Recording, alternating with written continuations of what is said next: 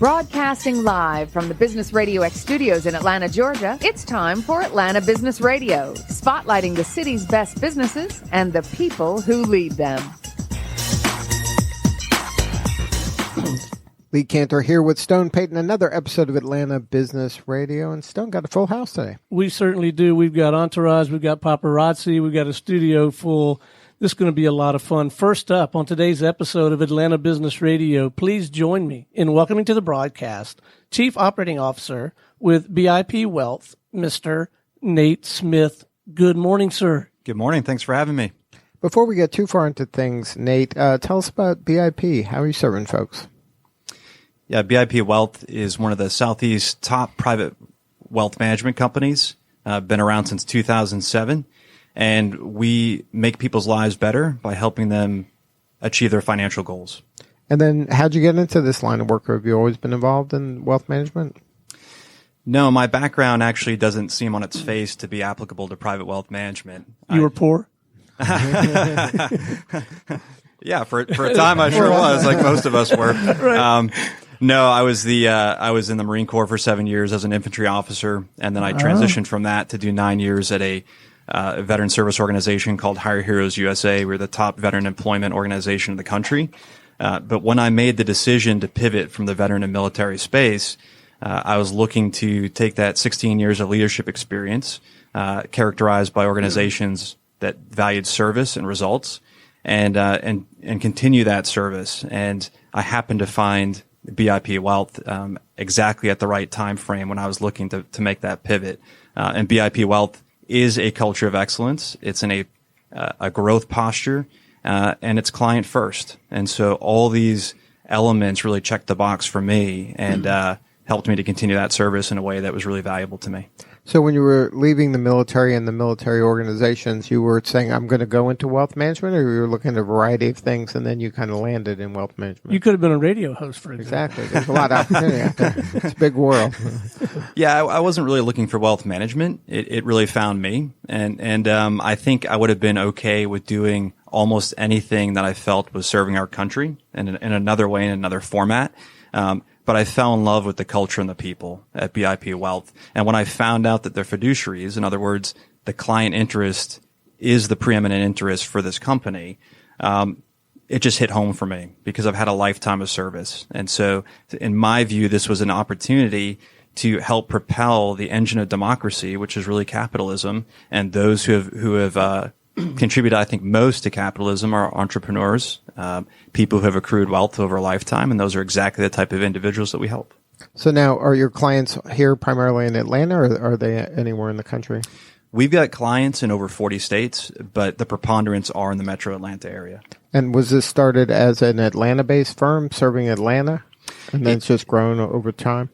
Yeah, it was started by two, actually, Georgia Tech, former Georgia Tech baseball teammates, who played together in the 90s, went separate paths in financial services, and then kind of linked back up in 2007, and really back of the napkin to this company to say, what is the market missing right now? And it was access to private market opportunities for high net worth individuals under $10 million.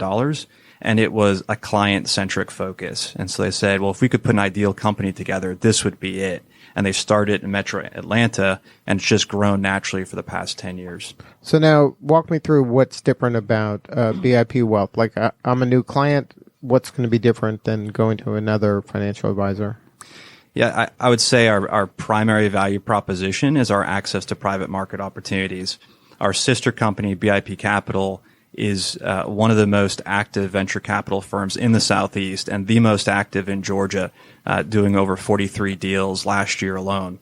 Wow. So that's a tremendous opportunity with vetted companies that you wouldn't normally get, and particularly not below the $10 million net worth individual. We also provide concierge service, and as I mentioned, we're client focused. So you're really going to get a lot of expertise from our personal wealth advisors and our chief investment officer, and then you're going to get those access to private market opportunities. And this word fiduciary means something very specific in your world, doesn't it? Can you talk about that a little bit? It does. So fiduciary means that the client interest is always going to trump our own self-interest.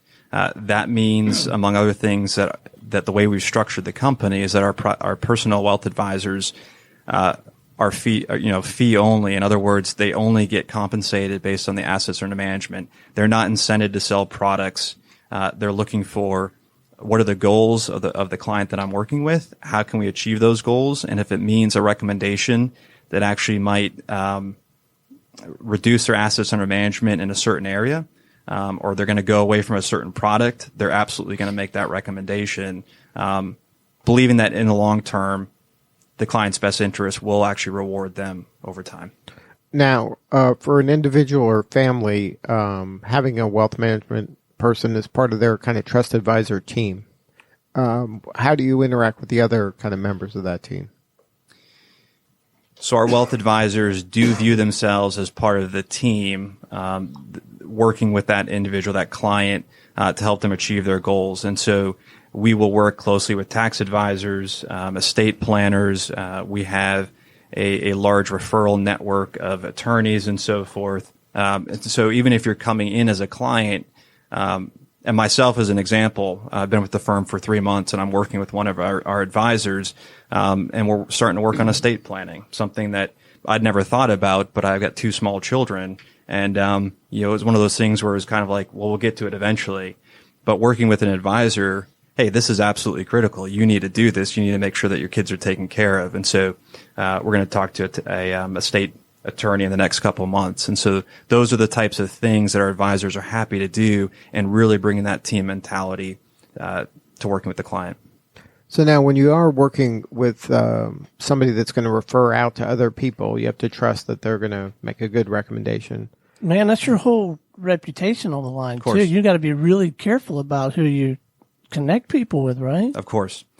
Yeah, those are relationships that have been built over a series of years. Many of our advisors have been with the firm almost the entire time, so 10 plus years. And they believe that what goes around comes around, in the sense that they want to make sure that when they recommend a client or refer a client to another professional, that client is going to continue to get the top tier service that they've got at BIP Wealth. And so we've built this organic network of referrals, and we don't accept fees. And none of these are, again, this goes back to the fiduciary element of our business, is that we're just doing it in the best interest of the client. But if the client's happy with that referral, chances are that we may get a referral back at some point in the future that may result in a new client. But there's no finder's fee or commission, sales commission relationship. Never. Now, you mentioned that the founders were baseball players, college baseball players. Is there an emphasis on kind of athletes? Do you have a division that focuses on, because a lot of them are high net worth? Yeah, it's a really interesting element that I hadn't considered when I came over to this company, is that we've got a baseball division and a professional athlete division. They're kind of amalgamated into one. You have a baseball division? We've got a baseball division, and it's led by 2 former professional baseball players, Jim Poole and Kyle Schmidt. And so not only did they play professional ball for many years, but they've got many years of personal wealth advisory experience. And so, as you can imagine, between them, our co-founder Bill Harris and our chairman Randy Carroll, both of whom play ball at Georgia Tech, we bring a deep bench of financial expertise to these ball players, many of whom 19, 20, 22 years old. They're just getting started in the minor leagues, or some of them are very successful major leaguers themselves. And so for them to get top tier financial advice from people who understand what they're going through in terms of the double-edged sword of professional athletics, hey, it could be a lot of money up front, and you may have no life experience or that network built around you over a series of years, like many of us do, accumulating wealth. And now you got to make great decisions. Well, who are you going to turn to give you those type of great decisions or recommendations? And that's our team in the baseball division. So now I know you've only been with BIP Wealth for a short period of time, but what do you see your role being over time? Yeah, I was brought on to BIP Wealth to help them continue to posture for growth. One of the things I did at Hire Heroes USA over the past 9 years was help build it from 6 employees to 115 employees in 6 different states, and about $12 million in revenue from $400,000 when I joined. So I have experience building a company, and we continue to grow. And so the idea is to make sure we have the structures in place, the organization, the that we're retaining the right employees. I'm not going to touch the financial advice. They're experts at what they do. But those are one of the things, again, from 16 years of leadership positions, those are some of the things that I can do to help the company continue to grow. So now, any advice to a C-level person that's coming into a new opportunity like you are to kind of get the lay of the land and to get up to speed as quickly as possible? I think humility goes a long way. Don't come in guns a-blazing, huh? New sheriff in town. That's right. Nobody wants to hear about what you did in the past. I mean, when it's relevant, then certainly you should bring that up. But nobody wants to know what you did for the past decade. And just appreciate the talent that you have. We've got phenomenal team members at BIP Wealth. They don't need my help in their day to day, but there are insights I've gained from a completely different industry. That they probably don't have. And so over time, as I've learned the business, I've seen ways that I can insert myself to give those recommendations and just build credibility. So now when you're coming into an industry that maybe wasn't the industry you were in previously, what kind of fresh eyes do you have to this specific industry that you're bringing to the table? It's a really cluttered space. There's a lot of competition out there to get into people's wallets and to give them recommendations. And of course, there's, if you look at the news at all, there's a lot of dialogue every day about what the market's doing. And people make a lot of emotional decisions, based on what they see on TV or what they see on the internet. And so, one of the things I was trained to do in the Marine Corps was to take a chaotic environment and bring it back to kind of the central direction by using a framework. Decision-making framework. And so I think that can be said for this space and really how people make financial decisions in an environment where they're getting headlines every day telling there's going to be a recession, or maybe there's not going to be a recession, you should buy this, you should sell this. Coming back to a place where there's an expert who can advise you from that framework to say, let's stop the emotion, let's look at the plan, let's look at the long-term goals, and then let's execute on that. Was really interesting to me to see how applicable my background was to this space. And I think it's probably that same way in every space because we're human beings dealing with human beings. I wonder if it's not even magnified a little bit if you're dealing with a couple, because maybe husband and wife don't always see things exactly the same way without the benefit of some third-party objectivity, right? Or maybe some of these athletes, they have a team around them. So it's almost like your people have to be part therapist too. Yeah? Yeah. First of all, I have no idea what you're talking about men and women maybe not getting along in marriage sometimes or seeing eye to eye. But money is a very emotionally charged topic, absolutely, right? Absolutely. And there's a lot of fear around, am I going to be prepared for retirement? Or if you're a member of a team as a young baseball player and you've got someone who has a guy, right? And my guy told me to do this, you may want to go along with that. And so, yeah, I do think our advisors, in a way that, for example, a computer algorithm couldn't do, can sit down with you shoulder to shoulder and have those conversations and kind of lead you to that same place. Hey, what's important to you and what's important to you? So therapist is not the right term, but certainly counselor and advisor, having that person in your corner is absolutely a major function of what our advisors do. Now, what about the sales and marketing? When you are dealing with people's livelihood, their net worth, making a decision to change, because I would imagine a lot of people who have some wealth already have somebody in place that they're using as an advisor. So you're asking them to change from what they have to BIP Wealth. How does that work? It really comes back to establishing a relationship, and that, if you've got something that's working for you, then we're probably not in a great position to try to move you away from that. Our sweet spot is people who don't have those advisors or people who didn't get what they were expecting for whatever reason. Right, but if what they were expecting is gains and then the market goes down, it could be anybody's fault, and all of a sudden they're like, I want a different advisor because the market went down, and then they go to you. I mean, is that a great client? Because if they're expecting you to only go up, then that's going to be a challenge as well. It could be a challenge. And speaking to our advisors, they've talked about dealing with clients and sometimes former clients that had that mentality of, I just always want to beat the market. And if you're working with someone who always sees around the corner and is always beating the market, they may be doing something illegal, right? I mean, we need to be honest that the market, our view is that the market rewards discipline in the long term. And so we would come back to, what are your long-term goals? What are the tools that we can put in place to help you achieve them? And expect to weather some downturns. You know, that's part of having a great plan in place. And, when one of our advisors gets a call from a client because someone sent out a tweet or the market is responding to a trade war, for example, one of the things our advisors do is say, understand all that. I understand what you're feeling. This is your life's work that we're talking about, your life savings oftentimes. What's the plan? And do we still think it's a good plan? And if it is a good plan, we've planned for this too. And then when you take that kind of holistic view of their the relationship and that being the most important thing, it's easier to kind of talk them off the ledges, like when the market does go down, because it's going to go down. That's just the nature of it.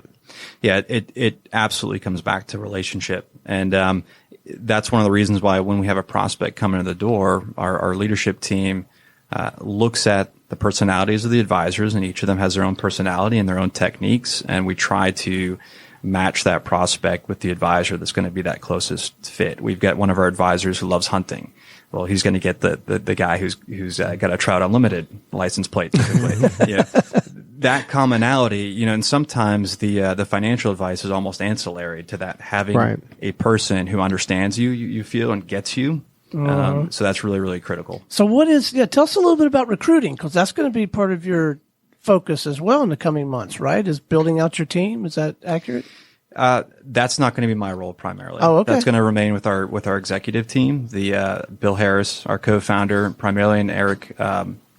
Eric is our Eric Kramer is our chief investment officer, and so my impression is they don't have any shortage of great advisors that want to be part of our team. And then for you, what's the most important thing that you got going on right now? How can we help you? Certainly, the thing that's most critical to me right now is making sure that our processes and our structure are in place to allow for the growth that we see that there's a need for. What you can do for us is to continue to get the word out about BIP Wealth as a great resource for high net worth individuals, either those who are not satisfied with their current advisor relationship, or those who are just getting to the point where this is becoming a consideration for them. Over half of our clients are retirees, right? So these are people who have worked an entire lifetime to get to where they are. They may not fit your view of someone who's with a private wealth management company, but they're salt of the earth, most of them folks who just want people they can trust and people they can rely on. And so if that's the type of organization and person that you want to work with, then BIP Wealth would be a great fit. And then how much wealth do they have to be a good fit? Our target is $1 million and up. And if they had $1 million and up, is there what's the coordinates to get a hold of you guys? Our website is www.bipwealth.com. And right at the top, there's a contact us button that they can click on, and they'll get a response within 24 hours from us. We'd love to start that conversation. Good stuff. Well, Nate, thank you so much for sharing your story. Thanks for having me. Well, congratulations on the new post, man, and keep up the good work. I think it's very exciting what you're doing. And the one thing that I resonated with very early on in our conversation is this: it is what you bring from your other life. It's this this mentality, and maybe it's skill set and actual formal education on how to take a chaotic situation and guide someone through that and get them centered and, I'm sure, recentered from time to time. And it seems like it's not only part of your nature, but kind of core to the BIP Wealth culture, isn't it? Absolutely. Financial services was never on my radar. And just like the nonprofit space was never on my radar. I was an infantry officer. It kind of found me. But I think when you're a type of person, as I am, who believes that service is what I'm designed to do, BIP Wealth's culture of service, people helping people. Every decision we make is filtered through a lens of, is this in the client's best interest? I can get on board with that all day long. Well, it's an exciting time for you. So keep us posted with your progress. Maybe check in from time to time, and we'll look forward to watching this thing continue to grow for you. Would love to. Thanks very much. All right. Hey, how about staying with us? We're going to visit with a couple more guests. Great. All right. Next up on Atlanta Business Radio this morning, we have with us the founder of Morse Corporate Advisors, Mr. Gordon Morse. Good morning, sir. Morning. Hey, man, you learn anything in that last segment? I love the Marines. Semper Fi. I spent 30 years in that business. So it's nice to see that the next generation has the right attitude, the right values. It's good to see. So now you pivoted from the financial world into corporate advisory world. Correct. Can you tell us a little bit about how that happened? Sure. I was very fortunate to spend 30 years with three of the great firms in financial services history, Lehman Brothers, Bear Stearns, and Oppenheimer. I led hundreds of advisors, both institutional and high net worth. And after 30 years of, being in the hot seat, being in the frying pan, if you will, and having achieved all my goals, I decided that I would take my experience of being a leader, combine it with my experience of being an investor. I've been an investor since 1995. And having lived through, as a leader, all the different market cycles, recession, credit crisis, technology meltdown, I wanted to combine those experiences with my investment experience to help entrepreneurs be better at what they do. So now when you say entrepreneur, what size company are you typically dealing with? My clients are startups up to $200 million in revenues. So it could be somebody with an idea on a napkin, or do they need to already have clients? I do work with a number of startups that are kind of pre-revenue. They've raised money. They're building out infrastructure. I help them with capital allocation because how you deal with your capital is critical in ascertaining whether or not you're really going to be a success. So yes, I do work with startups, but most of my clients are operating businesses. Mm-hmm. And then are they plateaued, or they're in a turnaround situation? What kind of state are they typically in? They're typically 3 or 4 different situations where owners call me and get me involved. Number one is there may be an underperforming division. There may be an underperforming aspect of their business. They're looking for an activator.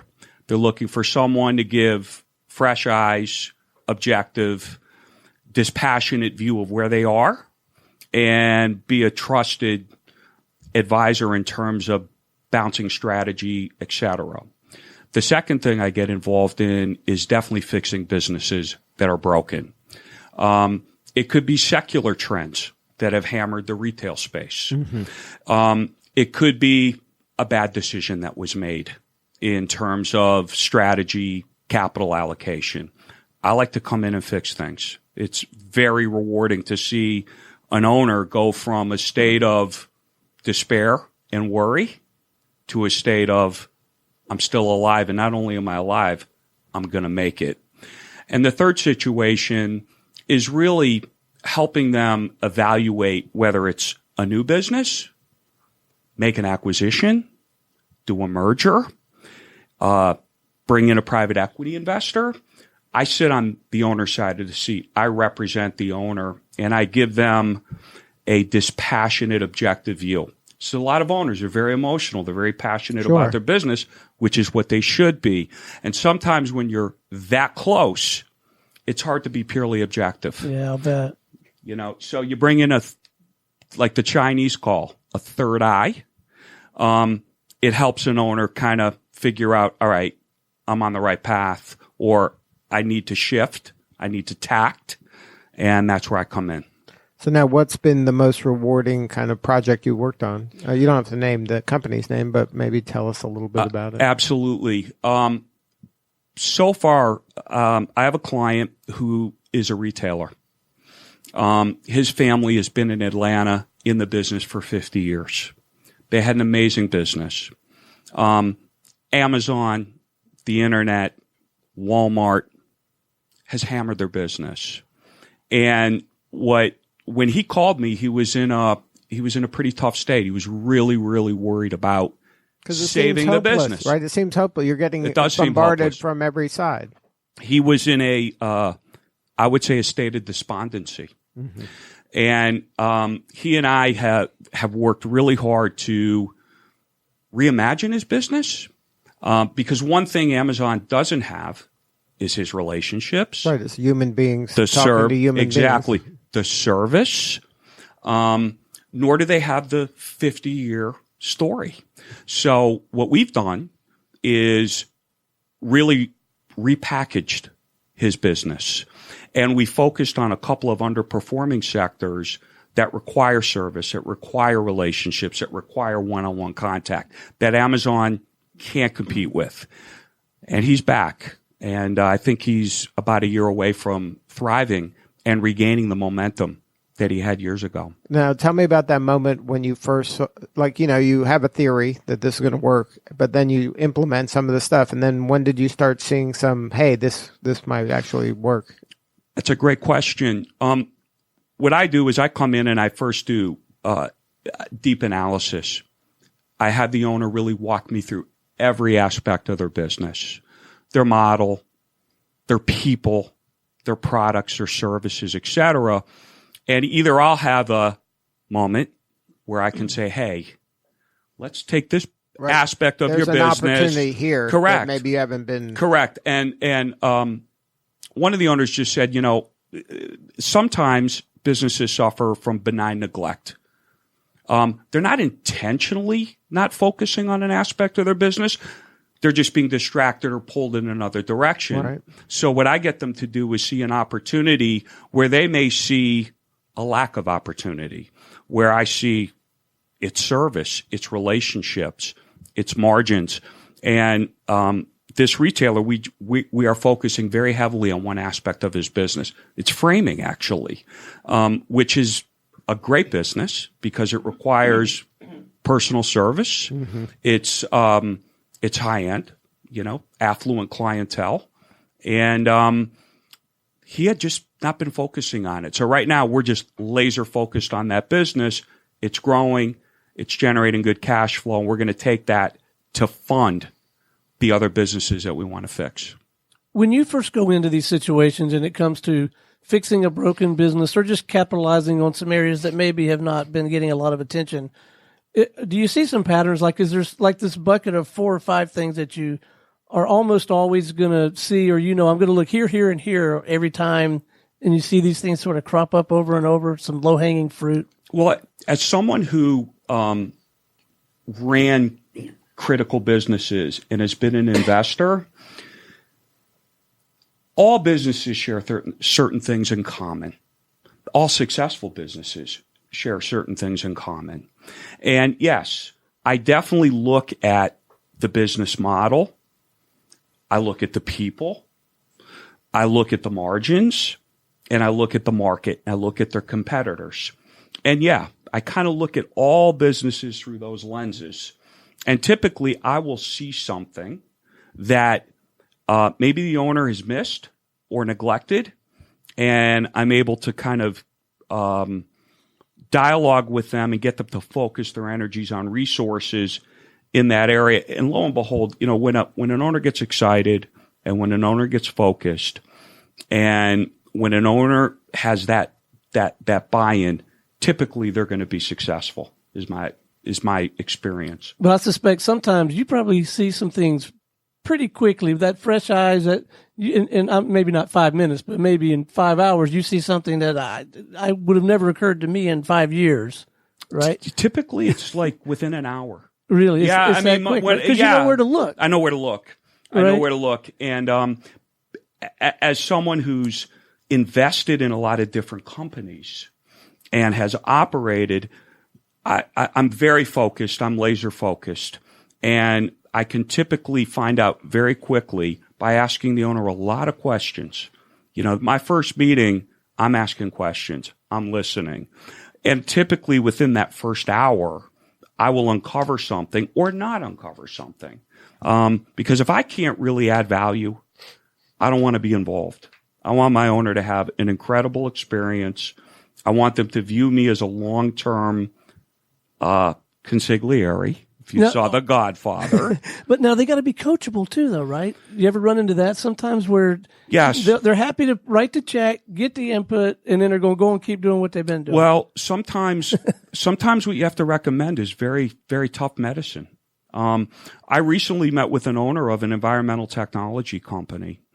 And when we really got underneath the business, we saw that it was capital intensive, it was labor intensive, it was geographically dispersed, and there's a lot of new competition coming into the environmental space. You know, environmental sustainability is a big, big secular trend.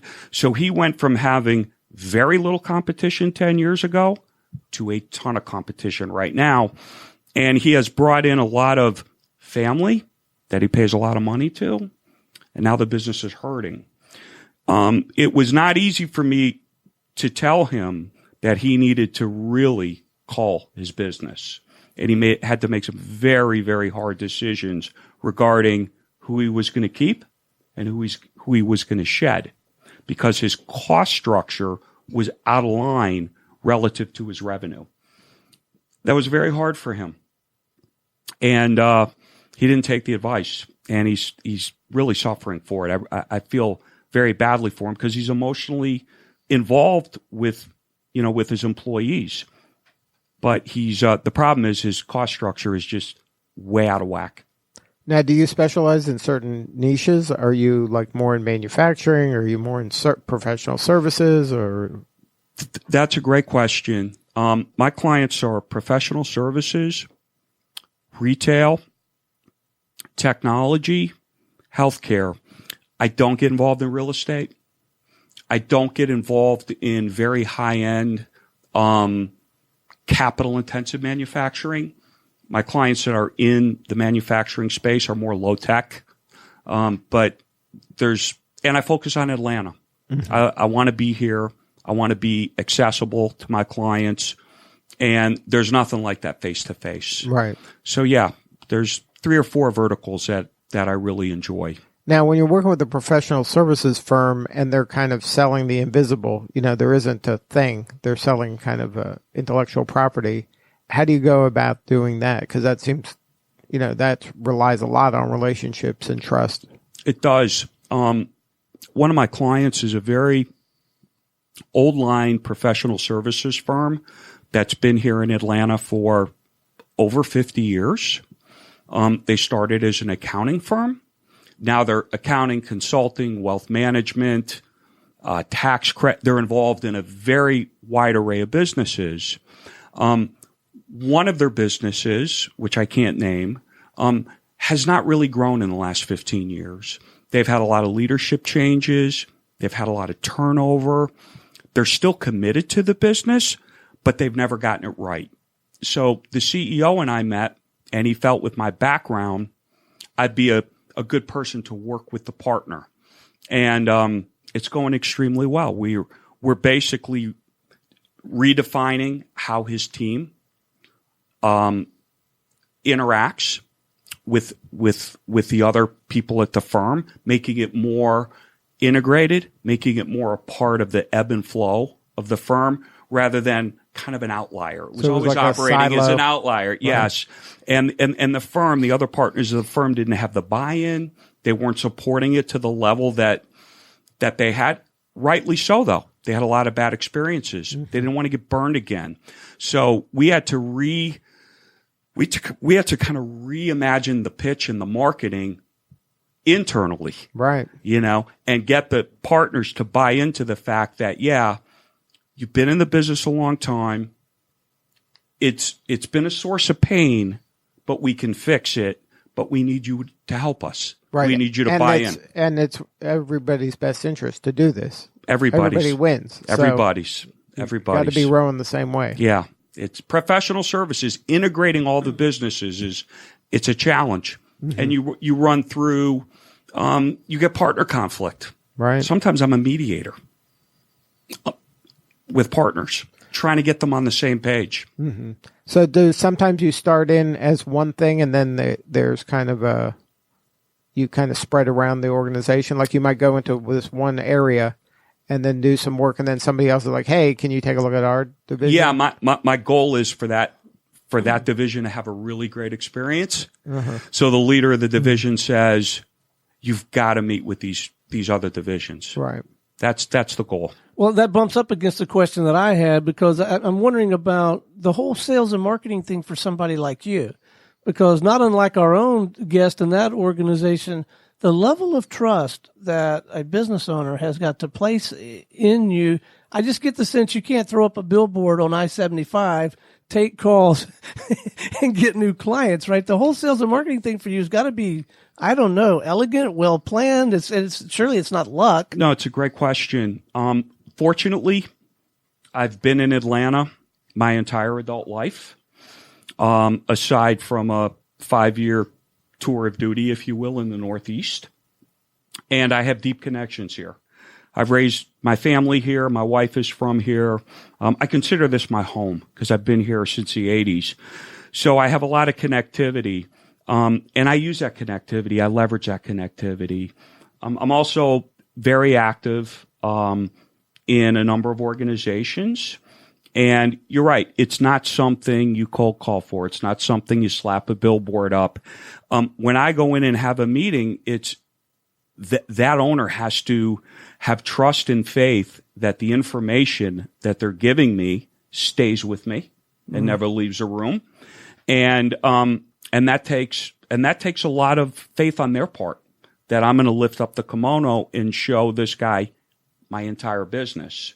So it takes me making them comfortable, and it takes me helping them understand that my background is right for them, and that as someone who spent 35 years in financial services and walked away with a spotless, something called CRD, which is our regulatory record, that helps reinforce with them that I understand confidentiality and that I'll never violate that.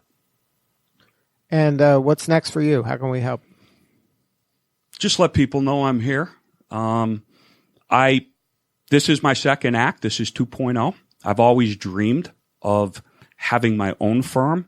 I was never able to do it because I was raising, 3 daughters and taking care of my wife and taking care of responsibilities.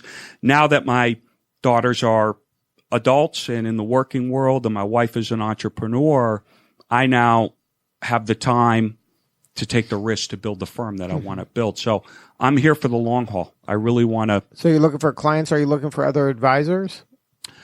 I'm not looking for other advisors right now. I have a number of people that I'm considering taking on as partners that have complementary skill sets to me. I'm always looking for new clients. I love the grind. More importantly, I love the relationships. I'm purely relationship driven. So Atlanta-based firms that have either reached a plateau, they may be struggling, there's a dip, there's some disruption in the marketplace. Yes. They should call Gordon Morse. Reach out. Morse. So what's the website? MorseCorporateAdvisors.com, or I can be reached on my phone, 404-310-2608. So I have a T-shirt that often gets a great deal of comment, and you'll appreciate this. It says, "You can't scare me. I have 2 daughters." So it sounds like maybe I got 3 daughters. You got 3. You can't scare me. I'm shocked I have any hair left, actually. Well, thanks so much for coming in and sharing your story with us. Keep us posted and keep up the good work, man. My pleasure. It's great being here. All right, stay with us. We're going to visit with one more guest, yeah? Absolutely. All right, Lee, you ready for the headliner? I am. He's been very patient. I watched him nodding his head a little bit. I think he may have taken some notes. Did you learn anything in those last couple of segments? I did. I learned quite a bit. All right, that new voice you hear is President and CEO with ViZZ, Mr. Mitch Hughes. Good morning, sir. Good morning. How are you this morning? Good, thank you. Well, tell us about ViZZ. How you serving folks? Well, ViZZ is a 23-year-old startup company. There you go. So we've been in Atlanta for this entire time. Started off as an engineering company doing commercial engineering, civil engineering, designing buildings, basically, but very technology driven. And the technology side of our company took off. And after that, some years later, we added a commercial construction company, and the company grew. But the technology side was a place where I found my heart. Now, my background in education was in engineering and physics, and then computer science later. I liked school, so I kept going back. Until I got older than the professors, then you kind of, you know. I'm going to be a professor now. Yeah. That was one of the choices, right? You could have been a professor. Well, I love it. I love mentoring. I'm not sure that I want to be in a classroom educating. I don't know if my personality would be the best for it, but I do enjoy that quite a bit. And I like doing it in a one-on-one environment much more.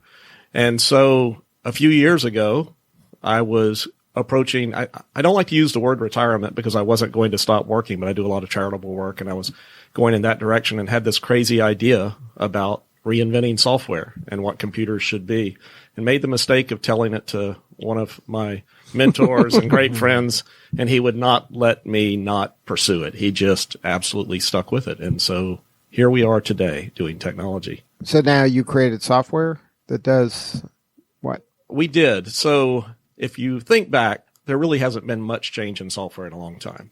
For over 30 years, since the advent of the graphic user interface with Windows and Mac, computers have evolved, but they really haven't changed too much.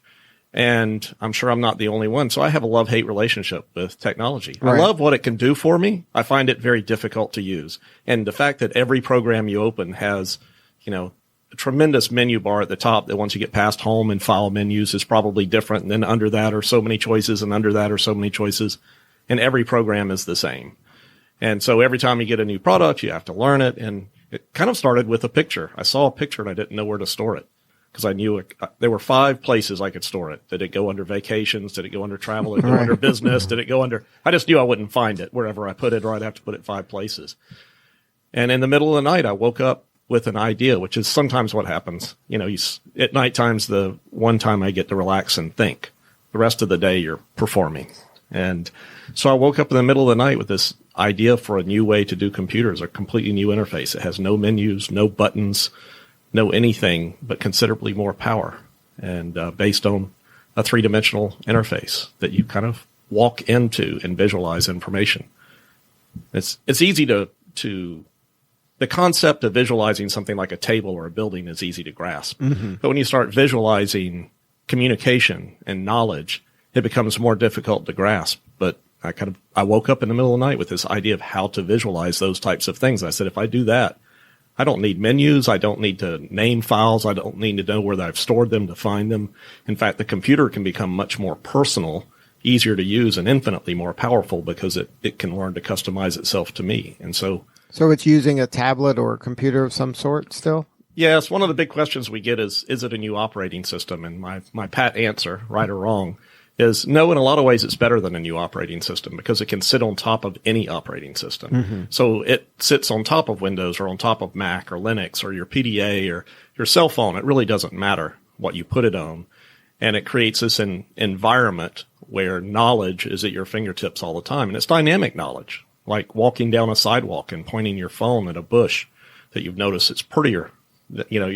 It's in bloom, and you say, wow, that's really pretty. And you can point your phone at it and have your phone tell you what kind of bush it is, what recipes it could be used in, and check and see if the local nursery has it in stock. And it's real world things, but it's also a great business application.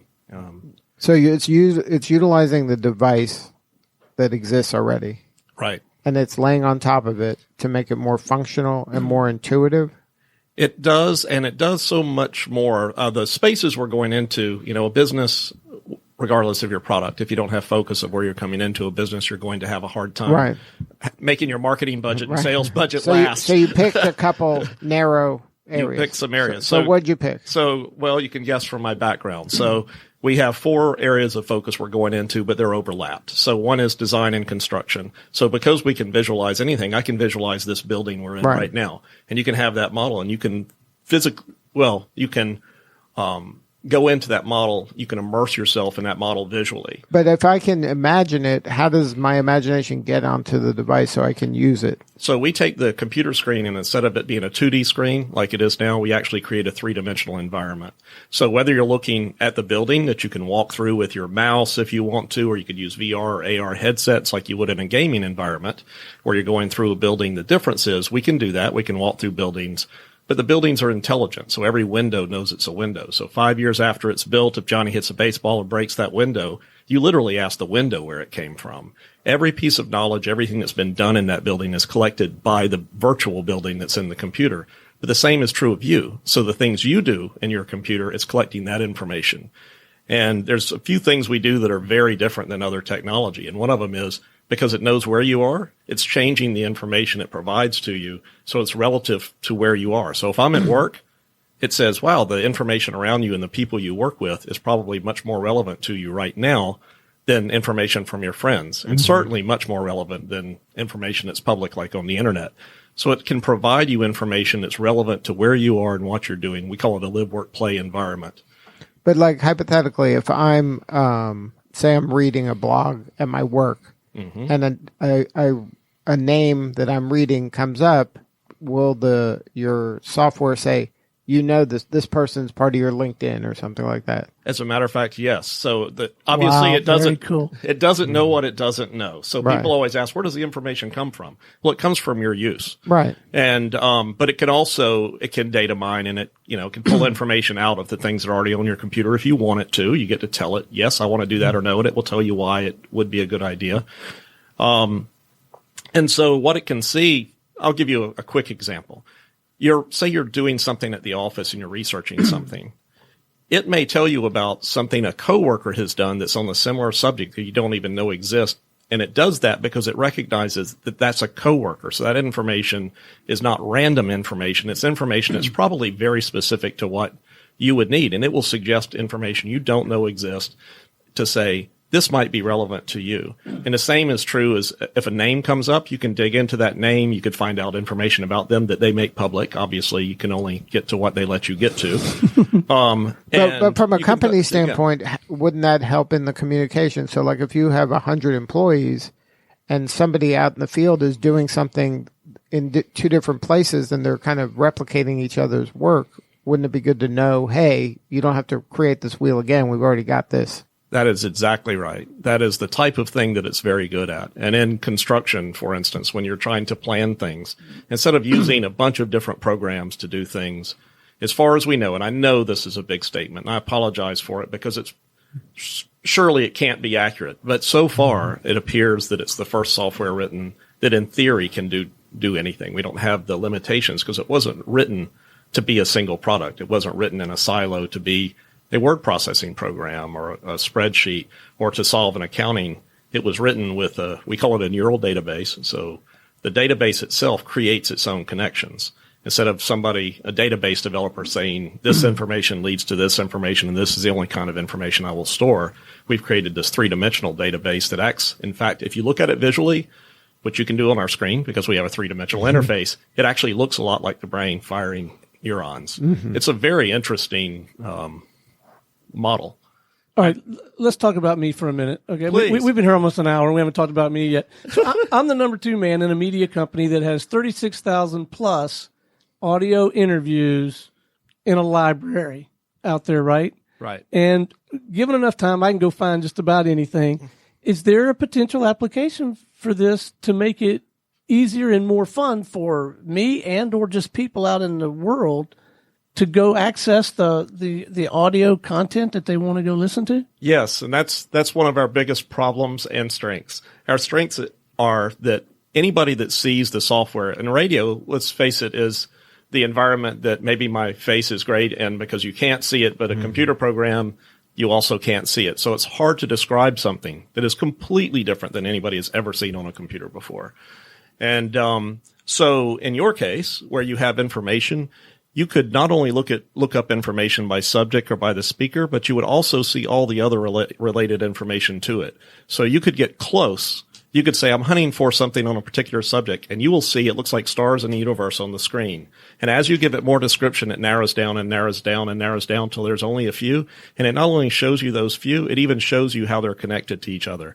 So it shows lines connecting them, and it shows the relevance and the strength of those connections. And for instance, if you reach out and you email to somebody, you've created a connection to them, but it's pretty weak unless they respond. And the more often they respond and the more recent they respond, the stronger that relationship is. And this uses that relational intelligence to say this information is relevant to you, but then it balances it for where you are and what you're doing at the time. But would it be able to just take the audio file, like you mentioned software multiple times in this conversation? Right. So if somebody in the future was typing in software and we were able to leverage your software, would they be able to have this bubble up as one of the kind of search results? You mean the program itself? Or like this episode's going to be published. Yes. And if you didn't mention in text form the word software, but we mentioned it a lot during the audio portion, would it be able to search the audio and say, hey, this is really talking about software? If the information is in there, yes. So it could pull out, for instance, the words you've used. It uses AI, like a lot of software now is starting to use more and more AI. And it of course uses a lot of AI to find things that are relevant. So if I communicate to you, whether it's written or talking like this, our software is trying to determine what we're talking about and how that is relevant to other things. So it's one thing to take information and take it in a silo and say, okay, we've communicated with each other and here's what I think it's about. But if you add the context around it, if it starts to see habits, we call that self-aware information. It understands not only what that information is about, but how it relates to the information around it. So if it changes the information around it and vice versa. It actually, so it's not static. The information itself is dynamic and learning more and more about itself because of other things you do that aren't this communication. So it can start to say, oh, you're on the radio. It starts to figure out more and more intelligence. Now, for you and your company's growth, because this is kind of out there in terms of it's not common knowledge and it's not something that they're saying, I'd like this, you're creating something and then people are going to figure out how best to leverage it and use it. You're going to have suggestions around it. So how do you go about kind of getting it out there? Well, we've been developing it in dark for 3 years. So we have a lot of people that have been working on this quietly and under non-disclosures for several years. And now we get to say, hey, we're here. But we wanted to make sure it worked first. Yeah, it was literally that moment where you turn it on and you sit there and wait to see, does it say hello? I hope it does what I want it to do. If not, wow, we wasted a lot of time and money. But you had to focus, you chose to focus on a couple of distinct niches, right? Because we did. It's like a candy store, right? You could drive yourself nuts going down all these different paths. Retailers see it as e-commerce. I mean, it doesn't matter what business you're in. Everybody sees it as their own thing. And there's a lot of truth to that. But for us, it's design and construction. So we can do design and construction management. Because we're visual, we can take all the files that they have of models and we can create a very intelligent model for them that is learning the information of the project. It's one of the things that happens. It's called BIM, Building Information Modeling. And I was one of the people who started that with my partner, Errol Wolford. And he was one of the 4 founders of Revit, which is now the largest modeling application in architecture. And so there are products out there that do a good job modeling. And recently there are projects out there and products that will help you with project management and construction and communicating with people. But when you hand the building off, hand the keys to the owner, that information is largely lost. That owner doesn't know how to use Revit or any of the other programs. Right. So the information is lost. So the building that you're in, again, when Johnny breaks that window or air conditioning needs service, what if the air conditioner can tell you in advance when it needs service? And that's what our software does. It makes the building, everything that's ever happened, all the knowledge about that building is collected, but not just about the building, but about the businesses inside it and the people. And then you take that to your family, your community, your neighborhood. So our focuses are design and construction, property management after design and construction, hospitality, because imagine a hotel that is intelligent you walk into and it starts telling you about its restaurants and specials, and the vetting tells you when it's time to change. Would it be able to tell me about the customers that are staying at the hotel? Absolutely. And then smart cities. So I've been traveling around the world lately talking to governments and community organizations and so forth about having intelligent cities, because smart cities are what people think smart cities are and what they are two different things. Smart cities are really largely about infrastructure. So what do they think they are? Infrastructure. They think it's about what it is infrastructure, traffic flow, waterworks, electricity, and a few other things. But what people seem to think they are, because of televisions and movies, is that the city is somehow connected to you. Well, it is through infrastructure, but otherwise it's probably very few connection points. I mean, one of the practical examples of AI is, my my phone starts up in the morning. I get in the car and it tells me how long it takes to get to work because it's figured out that I'm going to work in the morning. Right. But to apply that to where if you're going to a business, you're going to a restaurant, what if it tells you which restaurants have food in the area or new restaurants that are personal to you, the types of things you like, and that have specials. And as you're approaching, it's telling you where the parking spaces are. And if one of your neighbors has a party, it's reminding you about their family and that type of thing before the event. It's connecting you to your community and about the outdoor theater that's having a concert this weekend that is the type of music you like and that your family likes. And so that intelligence starts to make the computer something that becomes part of your life in a very personal and valuable way, not just to collect information to sell it for advertising, but to make it personal and valuable as part of your day-to-day life. Now, what about the privacy elements of this and the comfort that people are having to share all of these kind of bits of information about themselves with, like you said, advertising, which is at the heart of a lot of the technology now, that everything that is happening is to, push some product to you or some service through some platform? Well, I can tell you, first off, currently that's not our business model. Right. And, but also, we've actually created a. But that wasn't Google. Also had a kind of pure at heart when they started to do no evil. Yeah, to do no evil. Yeah, that's a different subject. But what we've done is we've created an interface that makes it a lot more. It makes it clearer to you what information you want to share with who. So, for instance, it creates these environments. So when I'm in my home, it understands my wife is my wife, my children are my children, and I share different information with my wife than I do my children, and different yet with my brothers and and different yet with my cousins and friends. And it understands that in a corporate environment. It understands it in a personal environment, and you get to dictate in a very visual way, which makes it very, very easy for you to control exactly what is shared with anyone, and you have total control over it. It's beyond even European requirements, which are the most stringent requirements on controlling privacy. Now, but like, is the software going to be part of devices? Is that how it's going to be paid for? Because if I'm not paying for something, then I'm the product usually. That's true. That's insightful. Can I use that? That's great. Yes, it's for end users, it's a subscription. It's just a SaaS model. For businesses, it's based on the size of the business, because it's not one of those where we're going in and solving what the project manager needs. We have benefit for everything. We do resource management. You can assign tasks and track them. You can anything that's relevant to you and your business, you can do. So we price it based on the size of the business. And then we also do a long-term plan. In fact, we call all of our business partners, because the idea is I don't go into anybody. First off, I don't do the individual sales. We have people that do that. But when I go into a business, I tell them right up front, I'm not here to sell you software. I'm here to develop a relationship, and let's figure out if you could have everything in the world handled for you. If the sky was the limit in what technology could do, what would that look like? And let's build a plan to go for that. And so you take this core infrastructure of the software and then customize it to whatever the needs are of the client? I do. And usually what the client needs, it already does more than they can envision, because it's just so powerful. Mm-hmm. And so when they come in, it kind of opens their eyes. In fact, the first time you see it, it's so different than anything you've ever seen on a computer. I almost have to bring it in, let somebody see it, and then kind of go home and think about it. You ponder that for a while, because you have to forget all you knew.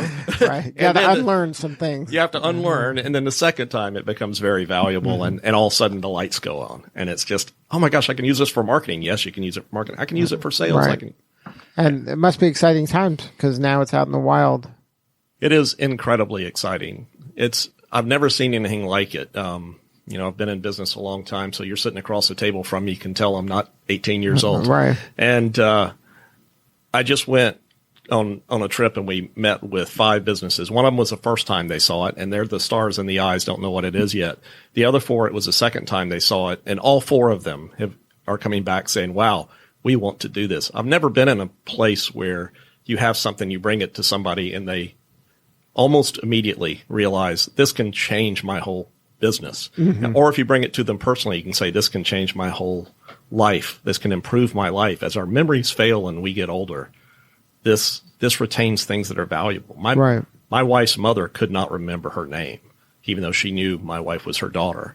And to have those things at your fingertip where all of a sudden information that you're forgetting is right there, and it's there visually. You don't have to type. You don't have to use words. It's brought to you visually so you can attain it.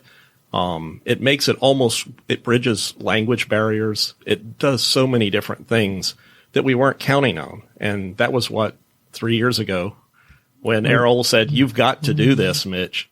That's what he was talking about. He even saw that probably earlier than I did, the value that it brought to the individual person. And then, so right now you're looking for companies to kind of launch this in their company? Like, what do you need right now? That's true. So, well, we always need people in development and sales and stuff. The company is growing very quickly, so that's wonderful. So, yeah, if you're a software developer and so a traditional software, class, that's great. So a traditional software developer still can work on this, even though this is kind of a new kind of software. They can. It takes a little while to get used to the way we do things and so forth, and we have our own programming methods that we have to employ. And then the other side of it is just businesses. We're finally able to talk about it and get the word out, and that's so exciting. And people get surprised when they say, "Why aren't you in California?" or "Why aren't you?" They don't realize Atlanta is one of the technology leaders in the world. Right. And this is such a great place to be. We get to draw resources from the universities around here and such great minds around here, and with Georgia Tech and on and on and on, that we get these great resources. It's just a perfect place to be. And then, so you're looking for building and construction kind of industry leaders? Is this who kind of adopts this, or is this the Challenger brand who is a good fit for you? Yeah, so we're everything from the small business that has 10 employees or 5 employees to the businesses that I just met with that have tens of thousands of employees that are massive companies. So we're everything in between, and because of our pricing structure, as one of the people that works in my company likes to say, it's less expensive than the paint on the walls. And when you start putting it in perspective of its cost, it's very inexpensive, and the impact it can have on your business and on your life, just to free up time for you so you can do things more effectively and it not be so frustrating, is some of the feedback that we're already getting. Now, is it a way to test it in a small scale to see if it's going to be a fit, or is it something you got to go all in on? No, we actually have salespeople that go into businesses and they do demonstrations. They let them see it. They sit down with it. They use it. So yeah, it has all the normal processes that you would typically find. We're not quite at the point yet, and keep in mind we're just releasing. We're not quite at the point yet that you just log in and buy it online, but we will get there. So good stuff. So if somebody wanted to learn more, website. Or I just have to think it and it'll appear somehow. Yeah. That's all you have to do. If you'll just get in front of your computer and even in front of your computer, if you type in, it's www.ViZZ3D.com. And then the magic begins. begins. Good stuff. Well, Mitch, thank you so much for sharing your story, and best of luck. It sounds exciting. Thank you so much. I appreciate it. All right, this is Lee Cantor for Stone Payton and all our guests here today. We will see you all next time on Atlanta Business Radio.